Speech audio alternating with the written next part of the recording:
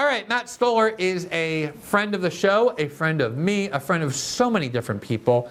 He's also an expert in so many things. He's the Economic Liberties Institute scholar. He is the author of one of the books that I think has been the most important on antitrust and big tech, called Goliath, The 100-Year War Between Monopoly Power and Democracy. He's also spent a lot of time being very critical of the U.S. government's lack of response to the 2008 financial crisis, and one of those very few responses, which is the Consumer Protection Bureau that was originally Elizabeth Warren's idea and was created by the Congress in 2010, is now under attack by Elon Musk and his Doge team. We just spent a lot of time talking about the attacks on USAID in a way that I think is very beneficial. This one, though, is a lot more questionable, to put it mildly, and Matt is here to make the argument about why we should all consider this, especially people who have identified as part of the MAGA movement, as something that is quite lamentable. Matt, it's great to see you. Thank you for joining us. Hey, thanks for having me. Yeah, so for those who aren't familiar with this Consumer Protection Bureau, talk about the circumstances that led to its creation. Right. So there was a financial crisis. I don't know if people remember, but it's a thing that happened in 2007, 8, 9, 10. Lots of foreclosures, lots of terrible things that happened to the global economy, really set the stage for the rise of Trump and populism all over the world. And the response by the Obama administration and the Democrats, and then the Bush Republicans as well, was massive, but it was to bail out the banks and really screw everyone else. However, there was sort of one piece, right? There was a discussion within the Democratic Party about what to do. And Obama was pushing really, really hard to just bail out the banks and then let them do anything they wanted.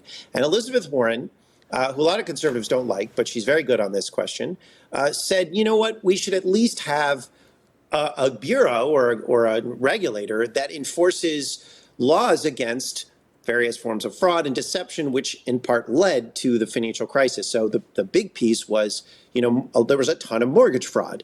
And that's what the CFPB was set up to do. And the CFPB has existed since 2010. And, sometimes it's been more aggressive, sometimes it's been less aggressive. It was particularly aggressive under the Biden administration, really as the cop going after companies and big companies mostly, that cheat consumers. And it's very popular, except in Washington, D.C., among lobbyists, really on both sides of the aisle, who really like being able to cheat consumers. So there's the Trump administration is a coalition of many different parts. You have MAGA populists, you have new right people, but you also have traditional George W. Bush conservatives, and you have really a lot of new influence from Silicon Valley titans. And for their own reasons, the George Bush Republicans and the Silicon Valley titans have aligned to get rid of the CFPB. And it's largely because they are invested in companies that are supervised by the CFPB. And when those companies end up cheating people or scamming people or costing people their life savings, the CFPB has been acting, and they're very unhappy about that. One of the areas on which I've been focused for quite some time, as I think you know, is this intersection or even kind of merger of what we might call, just for shorthand, right-wing populism and left-wing populism. And I think one of the very first times I noticed it was in the wake of the bank bailouts, where you had enormous numbers of Republicans enraged by the idea of bank bailouts. In fact, huge numbers of them tanked it and voted against it the first time it was voted upon, even though that was still the Bush administration, and it was Hank Geithner, the Treasury Secretary, who had been from at Goldman Sachs, who was sponsoring it. But you also had a lot of Democrats who were populist, who were enraged by it as well. And you couldn't even get a majority in Congress because both Democrats and Republicans in large numbers were opposed to it. But then you also had these populist movements, Occupy Wall Street, a response clearly to the bailouts on the left, but also the Tea Party movement, though it began with that Rick Santelli rant about taxation, turned more into a libertarian kind of movement where people were primarily motivated by the same exact anger about big bailouts as you saw on the left. And I think one of the things that showed is that there was a perception across the spectrum, just from ordinary Americans, that we had gotten to a point in our country where massive financial institutions, massive corporations had centralized so much power because of their control over Washington that ordinary Americans just had no chance anymore, no voice any longer. And this agency, which is quite modest in terms of its budget and even in terms of its power, seems like it's the kind of thing that would appeal to that sentiment, which I think has even grown, this kind of left-right sentiment against unrestrained corporate power at the expense of ordinary Americans. Why then does there seem to be, in your view, so little noise about the fact that Elon Musk is attacking it on the right? Well, I think it's because, people really don't, the conservative movement, and I have a lot of conservative friends, and we've spent a lot of time talking about corporate power. The conservatives are rethinking their approach to politics, to economics. I mean, that's why Trump is not, or didn't come out of the Republican establishment. And that rethinking takes time. That's sort of the charitable way to put it. And you've seen really substantial advances in areas like antitrust, right? The conservatives have been brought cases against Google, against Facebook. It seems like the Trump administration is going to keep engaging on consolidated corporate power around big tech in its early days. But on banking, there really hasn't been, that rethinking just hasn't happened sufficiently. And so it's really, what the CFPB really does is does things like, medical debt that people get that they can't pay back, that doesn't, there's a lot of evidence that doesn't impact their ability to pay back other loans. The CFPB said that most of that medical debt just can't go on your credit record, right? Because they enforce the Fair Credit Reporting Act. Or things like, a lot of workers are now subject to advance payments from their employers that are loans, and the terms are not always clearly disguised, and the loans can be, at 100, 200%, something like that. The CFPB says, no, you have to clearly disclose the terms of the loans to your employees. Otherwise, it's a kind of company SOAR type of dynamic. There's a lot of cheating that's going on in our economy. There's a lot of fraud, and the CFPB really steps in to address that around things like debt collection, or even times when banks won't do things like show you how much money you have in your account, and they'll charge you a fee for it, or they'll do tricks to charge people more, particularly low-income people, more overdraft fees than is reasonable. So the CFPB is really a cop on the beat. But I think the argument that Elon Musk has made is compelling if you don't, a lot of conservatives have actually had positive experiences with the CFPB, but that's not a majority. And if you haven't had, experiences being hassled by your financial institution, then having somebody help you, you are prone to believe that an Elizabeth Warren created agency that was working aggressively under the Biden administration is lawless and out of control and doing mean things to conservatives. And that's the kind of thing that Elon Musk and Mark Andreessen and the CEO of Coinbase, I think Brian Anderson, Armstrong, something like that. yeah. That's Brian what they're all. Yeah. Armstrong, right? Yeah, that's what they're all saying. And they're particularly making the claim that conservatives are losing their bank accounts because regulators are telling bankers don't give bank accounts to conservatives, right? And they're saying that's because of Elizabeth Warren's agency. And Mark Zuckerberg is saying, these guys are out of control. I don't even know, what they're doing, why they're doing it. He went on Joe Rogan. He's like, we're not a bank. Why would you ever, that's crazy for them to look at us. But, a couple of years ago, under the Trump administration, Facebook tried to start their own currency. I don't know if people remember that. It was a big thing. And they are a payment network. And these guys, Mark Andreessen and that's Brian part of what Armstrong, Elon Musk's vision for X is as well, as a centralized, banking and payment system. That exactly. And he got his start with PayPal. These guys understand that the CFPB, they don't want somebody to say, you're not allowed to facilitate fraud. And a lot of the major banks have done that, Wells Fargo and Goldman Sachs and so on and so forth, and the CFPB has stopped them. And the CFPB has also said to big tech companies, if you're going to act like a bank as a payment network, which they're all doing, then we're going to supervise and regulate you like a bank. And they don't like that. Now, in terms of the debanking problem, the irony here is that the director of the CFPB, Rohit Chopra, under Biden, put forward a rule. He's been one of the thought leaders in putting forth a regulation saying that banks are not allowed to discriminate against customers based on their race or religion or political views or anything else, except if they're doing unlawful behavior. But you're not allowed to discriminate. And he put forward a rule, and that rule was about to go into effect. And what the Trump administration has just done when they said we're basically we ordered the CFPB to stop all investigations, to stop all rulemaking, to stop everything they're doing. They shut the headquarters down. They're basically going to turn the lights out. They stopped that debanking rule from going into effect. And, you're not going to hear from Mark Andreessen that the company or that the institution that is busting his companies that are cheating from people is a reasonable institution. You're going to hear Mark Andreessen going on Joe Rogan and saying, oh, the CFPB is lawless and out of control and so on and so forth.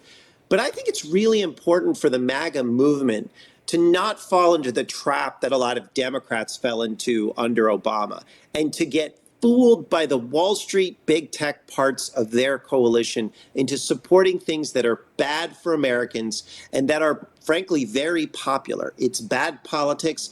And I hope there's some recognition from the MAGA movement that they, for their own political salience and for building a better society and actually retaining power over the long term, that they don't advance the interests of these guys that are trying to cheat Americans en masse, because that will leave them and leave the Republicans in a position where they're confused, they're demoralized, they don't understand why they've been rejected. It'll leave them looking like Democrats do today, and I think they should try to avoid that. Yeah, I know you've taken a lot of heat in the past for defending certain parts of what Josh Hawley is doing, even J.D. Vance has been doing it.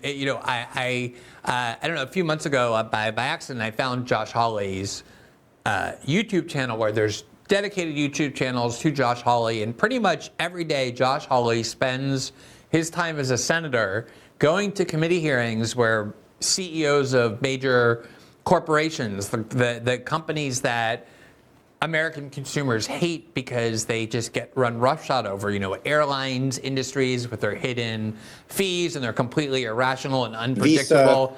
Visa. Yeah, credit card companies. Visa, Mastercard, and he just every day is bashing them, as though he's Ralph Nader, like the most anti-corporate rhetoric you could possibly expect to hear from a politician, let alone one in the Republican Party. He's now working with Bernie Sanders to cap credit card fees of the kind that was heresy in the Republican Party for so long.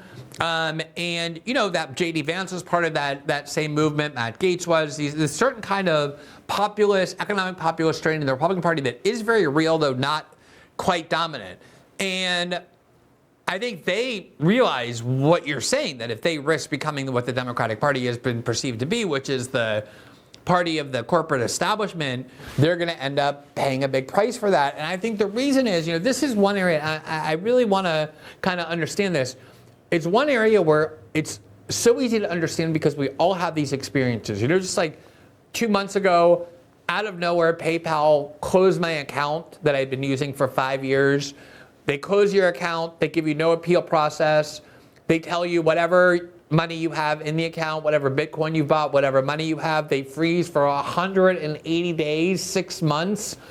And there's no due process, there's no recourse. Obviously, when you fly, you're subject to just whatever whimsical decisions they decide to make with no recourse at all. Everybody has these experiences of dealing with these massive corporate conglomerates that really do create this sensation of repression, where they're controlling your lives, they're impeding your lives, and you have no rights whatsoever. Why would the Republican Party be so willing to sacrifice that kind of sentiment that they've been successfully exploiting? Is it just because there's some newly arrived, very wealthy people from big tech who became MAGA converters over the last 6 months when they saw Trump would win, who are now just dominating the party, or is there something else going on there? Well, I think it's a number of things. Certainly, there are powerful interests that, on the Republican side that like this kind of activity, or that own these companies or that work for these companies. But I think a lot of it is that Republicans, who come out of the George Bush era, it's not a completely reformed party. There's a lot of confusion about the nature of what a corporation is. And so a corporation, a lot of people think of a corporation as, a lemonade stand or a store or a manufacturing plant. And if you don't like what they are selling or doing, you just go to someone else. But the kind of company that you're talking about, the giant bank that has huge power over you, the payment utility, which is what PayPal is, the dominant airlines, the only one that flies from your city or on the route that you need. These are almost private governments, right? They're not just like businesses. They're not a lemonade stand. It's a company that is so powerful that it can dictate the terms by which you live your life in that particular industry. And that's a real problem. And I think you've seen Republicans see that when they saw Trump get deplatformed. They saw debanking. They've seen a number of things happening where vital services have been denied them. This happens to lots of people. It doesn't just happen to conservatives. But I think they're having trouble transitioning from these are private businesses to we need to rethink the nature of the private-public distinction. And then when you have powerful people like Elon Musk, who seems very appealing, and you have this old traditional Republican orthodoxy, we fear big government, which is, legitimate to be skeptical of big government, because in many cases, these companies are fused with big government.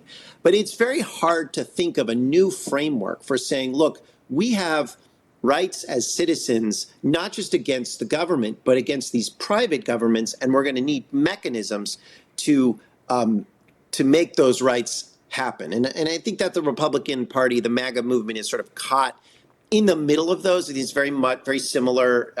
It's a different flavor, but it's similar to where Democrats were in some ways.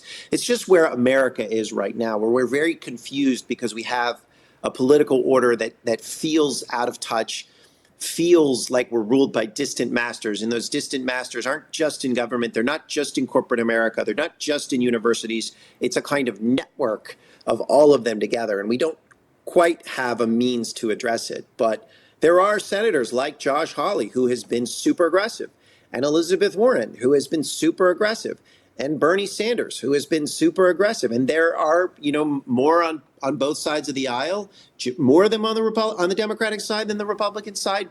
But there's learning going on in both parties.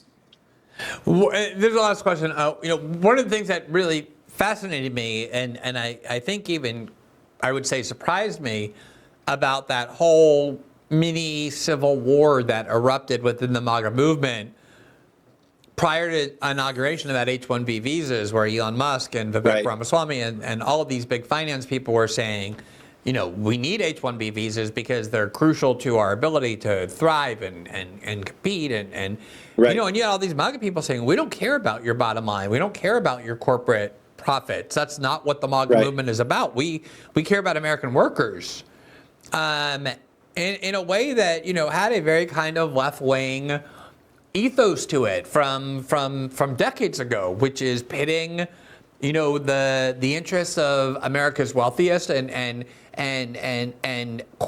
most powerful corporations against the interests of the American worker. And Ronald Reagan was able to bridge that by saying, oh no, if you cheer for American corporate power and American profit, the rising tide lifts all boats, and the American worker will also benefit. And so for a while, those kind of differences were papered over through that very clever framework. But people have come to realize, especially with the 2008 financial crisis, but other ways as well, that doesn't happen. The gap is growing bigger, and the MAGA movement, a lot of them have been aware of it, and they seemed surprisingly combative about that. And then at the end of the day, Trump intervened pretty much on the side of Elon Musk and the corporations and said, no, we want H-1B visas.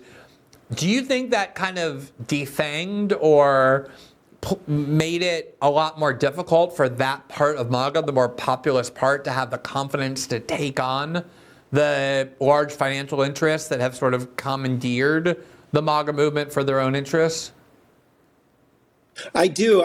Steve Bannon talks about this, although he talked about H-1B, said very pungent things about Elon Musk.